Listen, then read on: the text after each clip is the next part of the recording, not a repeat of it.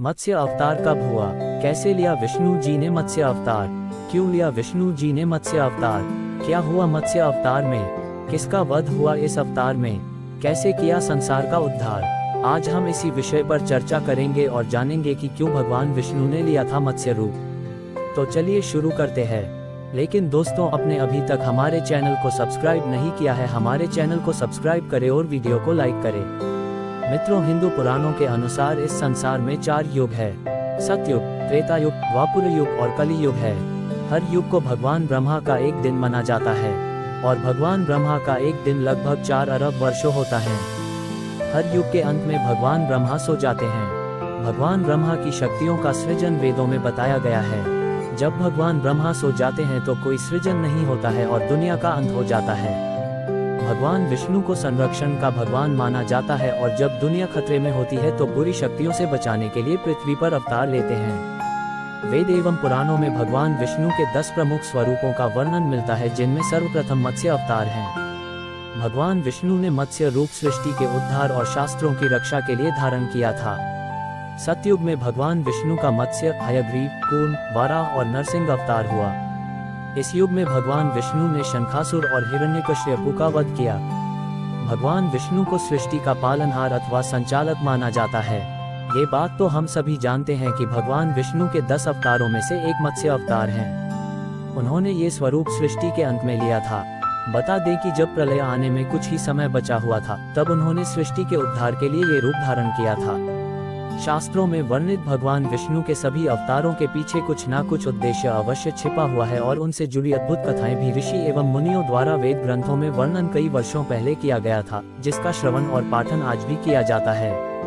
किंवदंतियों के अनुसार एक बार एक प्रतापी राजा, जिसका नाम सत्यव्रत मनु था, कृतमाला नदी में स्नान कर रहा था। स्नान के पश्चात जब सूर्य देव को तर्पण के लिए अपने हाथ उठाया तो उसकी अंजलि में एक छोटी सी मछली की आ गई। राजा सत्यव्रत ने मछली को पुनः नदी में छोड़ दिया, लेकिन तभी मछली बोली कि राजन, में इस जल में बड़े बड़े जीव रहते हैं जो छोटे जीवों को मारकर खा जाते हैं। कृपया मेरे प्राणों की रक्षा करें। तब सत्यव्रत के हृदय में उस मछली के लिए दया उत्पन्न हुई और वह उस मछली को अपने कमंडल में रखकर अपने घर ले आया। गली सुबह जब सत्यव्रत नींद से उठा, तब मछली का शरीर इतना बड़ा हो चुका था कि कमंडल भी छोटा पड़ने लगा था। तब मछली बोली कि राजा, मेरे रहने के लिए कोई और स्थान हो तो कृपया ढूंढिए, मैं इसमें नहीं रह पा रही हूँ। तब सत्यव्रत ने मछली को कमंडल से निकालकर पानी के बड़े मटके में रख दिया। रात भर बाद मटका भी मछली के लिए छोटा पड़ने लगा। ऐसा करते करते मछली का आकार इतना बड़ा हो गया कि उसे सरोवर में डालना पड़ा। कुछ समय बाद वह इतनी बड़ी हो गई कि सरोवर भी उसके लिए छोटा पड़ गया और उसके बाद उसे समुद्र में डाल दिया गया। आश्चर्य की बात यह थी कि विशालकाय समुद्र भी मछली के लिए छोटा पड़ गया। तब सत्यव्रत ने बड़े ही विनम्र स्वर में पूछा कि आप कौन हैं, जिन्होंने सागर को भी डुबो दिया है? तब भगवान विष्णु ने उत्तर दिया कि मैं हयग्रीव नामक दैत्य के वध के लिए आया हूँ, जिसने छल वेदों को चुरा लिया है और उसके कारण जगत में चारों ओर अज्ञानता और अधर्म फैल गया है। भगवान विष्णु आगे कहा कि आज से 7 दिन के बाद पृथ्वी पर प्रलय आएगी और वह समय बहुत ही भयानक होगा। संपूर्ण पृथ्वी जलमग्न हो जाएगी। जल के अतिरिक्त यहाँ कुछ भी नहीं बचेगा। तब आपके पास एक नाव पहुँचेगी और उस समय आप सभी प्रकार के जरूरी अनाज, औषधि, बीज एवं सप्तऋषियों को साथ लेकर उस नाव पर सवार हो जाएं। मैं उसी समय आपसे फिर मिलूंगा। सत्यव्रत ने यह भगवान का आदेश मानकर स्वीकार किया और 7वें दिन जब पृथ्वी पर प्रलय चक्र ने अपना आकार बढ़ाना शुरू किया और समुद्र सीमाओं को लंघकर सब कुछ जलमग्न करने लगी, तब उसी समय सत्यव्रत को एक नाव दिखा।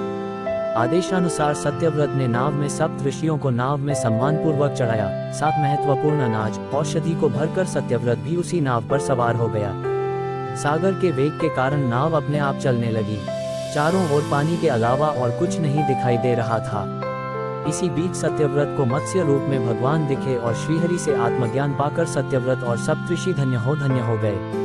जब प्रकोप शांत हुआ, तब भगवान ने हयग्रीव का वध कर सभी वेद वापस छीन लिए और ब्रह्मा जी को वापस सौंप दिए। इस प्रकार भगवान विष्णु ने मत्स्य रूप धारण कर वेदों का उद्धार किया तथा प्राणियों का कल्याण किया। इस कथा के केंद्रीय पात्र मछली, मत्स्य और मनु हैं। मनु के पात्र को विधायक और पूर्वज राजा के रूप में प्रस्तुत किया गया है। एक दिन मनु के स्नान के लिए जल लाया गया। पानी में एक छोटी मछली है। मछली का कहना है कि उसे बड़ी मछली द्वारा निगल लिए जाने का डर है और वह मनु से उसकी रक्षा करने की अपील करती है। बदले में मछली मनु को आसन बाढ़ से बचाने का वादा करती है। मनु ने अनुरोध स्वीकार कर लिया। वह मछली को पानी के एक बर्तन में रखता है जहां वह बढ़ती है। फिर वह पानी से भरी एक खाई तैयार करता है और उसे वहां स्थानांतरित करता है जहां वह स्वतंत्र रूप से बढ़ सके। एक बार जब मछली इतनी बड़ी हो जाती है कि खतरे से मुक्त हो जाती है, तो मनु उसे समुद्र में स्थानांतरित कर देता है।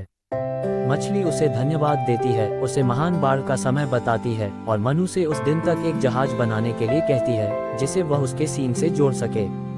अनुमानित दिन पर मनु अपनी नाव से मछली से मिलने जाता है। विनाशकारी बाढ़ें आती हैं। मनु नाव को सीन से बांध देता है। मछली नाव को मनु के साथ उत्तरी पहाड़ों हिमालय के रूप में व्याख्या के ऊंचे मैदानों तक ले जाती है। एकमात्र जीवित बचे मनु ने तपस्या और यज्ञ बलिदान करके जीवन को फिर से स्थापित किया।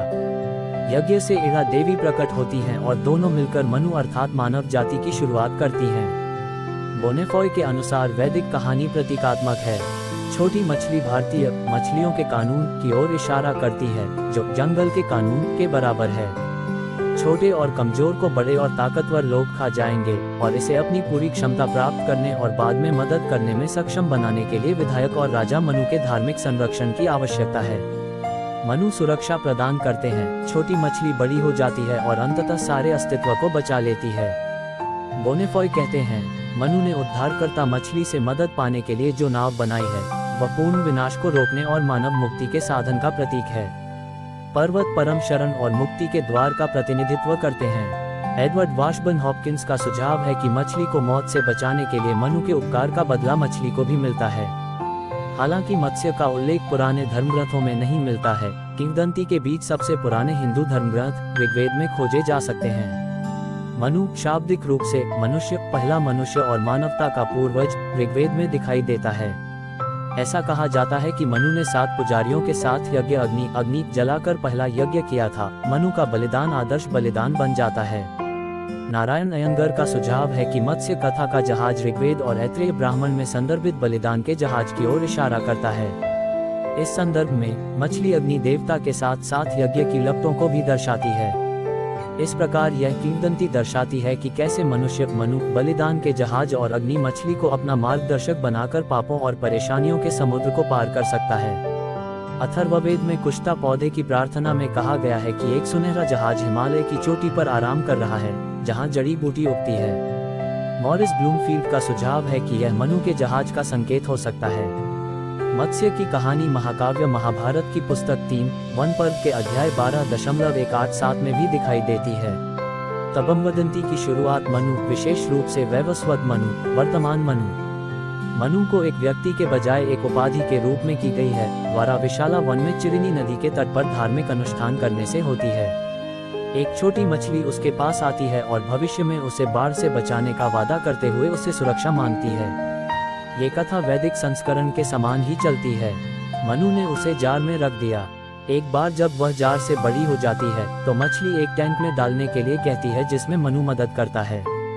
फिर मछली टैंक से बाहर निकल जाती है और मनु की मदद से गंगा नदी गंगा तक पहुंचती है और अंत में समुद्र तक पहुंचती है। शतपथ ब्राह्मण संस्करण के अनुसार मछली ने मनु से एक जहाज बनाने और इसके अतिरिक्त अपेक्षित जल प्रलय के दिन सप्तऋषि 7 ऋषियों और सभी प्रकार के बीजों के साथ उसमें रहने के लिए कहा। मनु ने मछली की बात मान ली। जल प्रलय शुरू हो जाता है। मछली मनु की सहायता के लिए आती है। वह जहाज को मछली के सींग से रस्सी से बांधता है जो फिर जहाज को हिमालय की ओर ले जाता है और एक अशांत तूफान के माध्यम से मनु को ले जाता है। खतरा टल गया।